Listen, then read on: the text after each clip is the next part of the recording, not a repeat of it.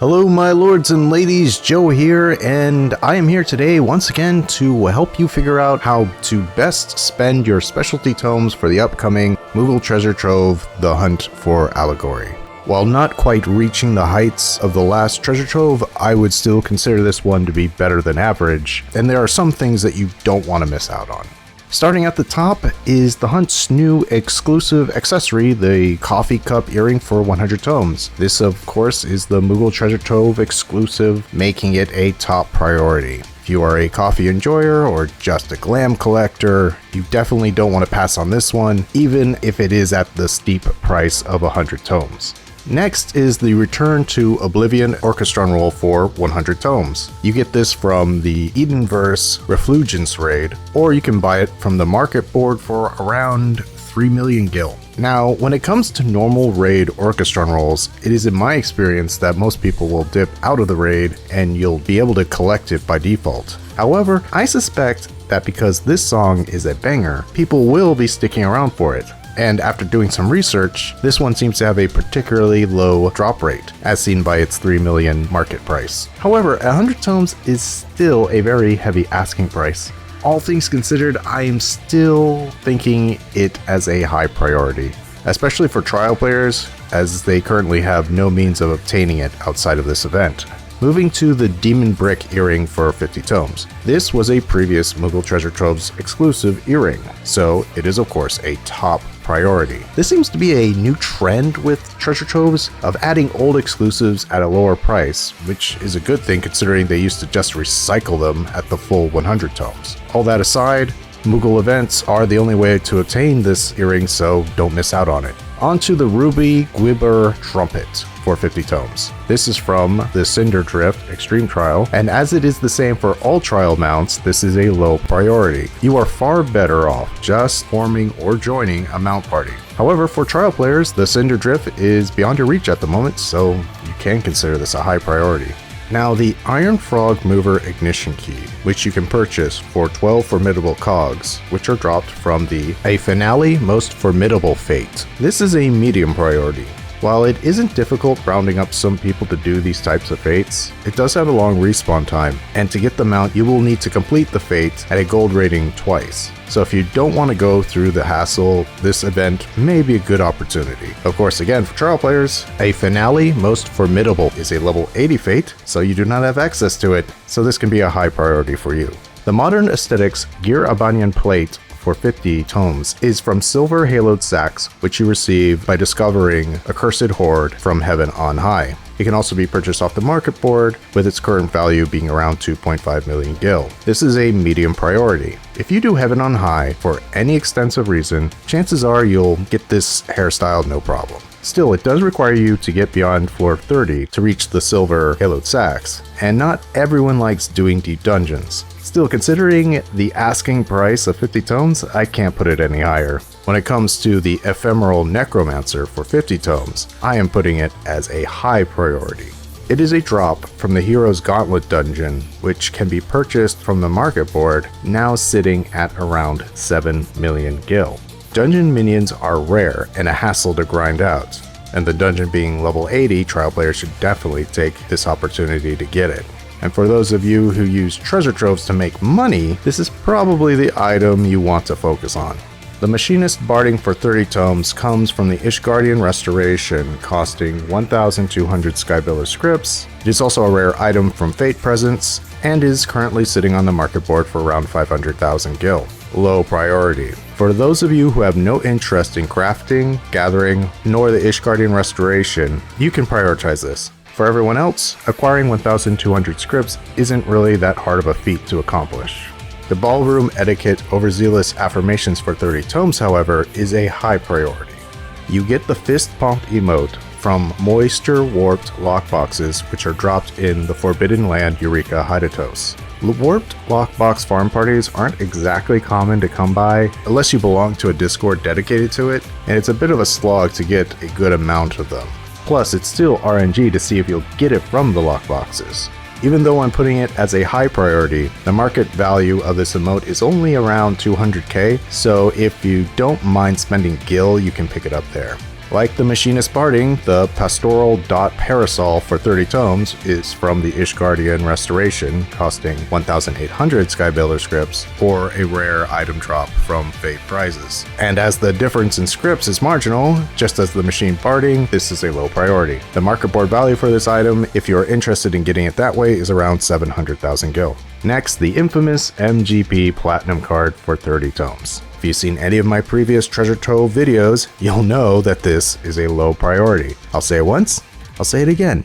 MGP is extremely easy to come by, and spending 30 tomes on this is not a good use of your time nor tomes.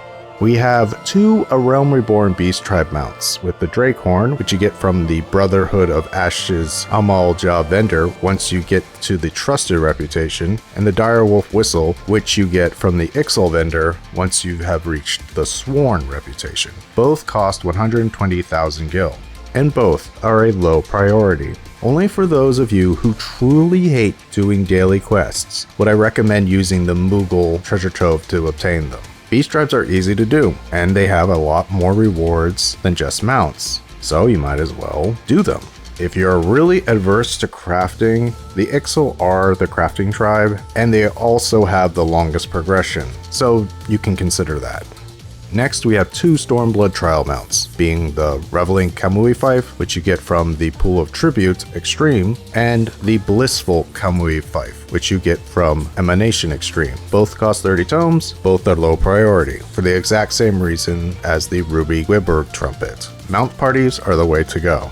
Moving on to the housing items for 20 tomes each. Every one of these is a low priority. They are all level 86 normal recipes, and their market value ranges from 1.7 thousand gil to 16,000 gil. So even if you aren't a crafter, buying them won't put you out much. The Wind Up Cobalt for 20 tomes is another Realm Reborn Beast Tribe reward, this one coming from the Cobalt vendor for 25,000 gil once you've obtained the respected status from them. And just like the mounts, this is a low priority for the exact same reasons. For the Neo Ishgardian body and leg gear for 15 tomes apiece, these are level 80 Mastercraft recipes. Their current market value for the tops averages around 65,000 gil, and the bottoms around 31,000 gil.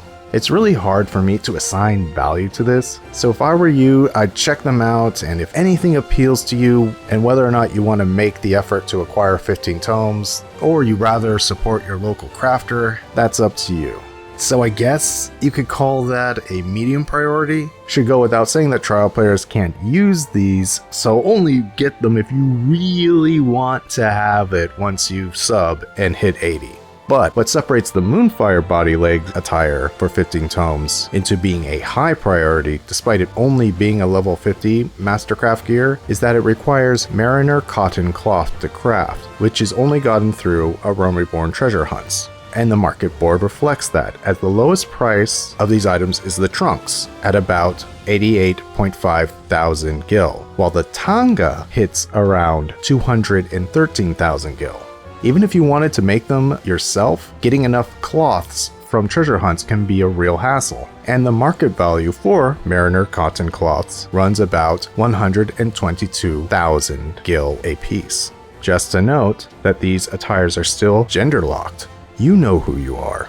Next comes the special time-worn maps for 15 tomes. For those of you who don't know, these are Moogle Treasure Trove exclusive, stackable, 100% treasure dungeon portal maps. And even though I'm placing these as a low priority, these are my tome dumps after I've gotten everything I wanted from the event. Also, trial players rejoice, as the seemingly special Time War map is one that you can participate in. For everyone else, I do some research into what treasure dungeon drops what, and if you want anything from what's available, buy accordingly. Next are the Thalalan writing maps for 10 tomes, which you can normally get for 250 allied seals from the Hunt Billmaster at your respective grant companies. Low priority. It is much easier to go through hunts to get your allied seals. Don't waste your tomes on these. Speaking of wasting your time, the Lolorito Nanorito card and the Gilbrion card for 10 tomes each are both low priority. Lolorito Nanorito is obtained through facing Winmond, while the Gillibrun card is one from Elase.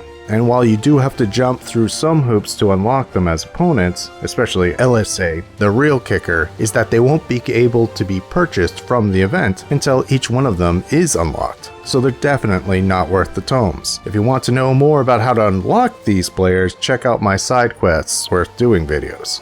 Ironically, the less expensive Unknown card for 7 tomes is a high priority.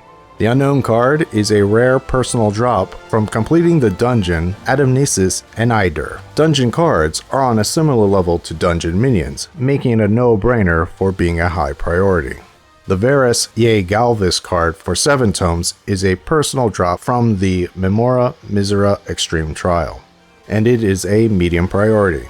If you form a glam party and everyone gets their entire set, or even sets, there's a good chance you'll just get the card along the way. And for the 2B card for 7 tomes, I am going to be placing this on a low priority. 3 are a guaranteed drop from the Tower at Paradigm's Breach Alliance raid, meaning you'll have about at least a 1 in 8 chance of receiving it should everyone in the raid roll. And while that might justify a medium rating, the reason I am bumping it down to a low rating is if the promo pictures are to be believed, you'll be able to run the near raids for tomes this event, so you might as well do that and pick up the card along the way. And as a disclaimer, you'll need to unlock every method of obtaining these cards for them to become purchasable at the event. So bad news for you trial players, as the 7 tome cards will not be available for you to purchase. The Tora Jiro for 7 tomes is normally gotten through 800 of the Hunt currency Centurio seals from either Esterlid in Kugane or Luekin in Ralger's Reach. It is also a random drop from Material Containers 4.0, both of which are better methods of obtaining him than spending tomes, low priority. For the A World Apart Orchestrion roll for 7 tomes, I am going to give this a high priority. For trial players, this is a no-brainer, as the faded copy of A World Apart needed to craft the roll is obtained from Exploratory Voyages, something only members of a free company with a free company house have access to. If you also fall outside of this category, this should be a high priority. And even those who have a free company house, you might want to go ahead and pick it up, as 7 tomes isn't much of an asking price.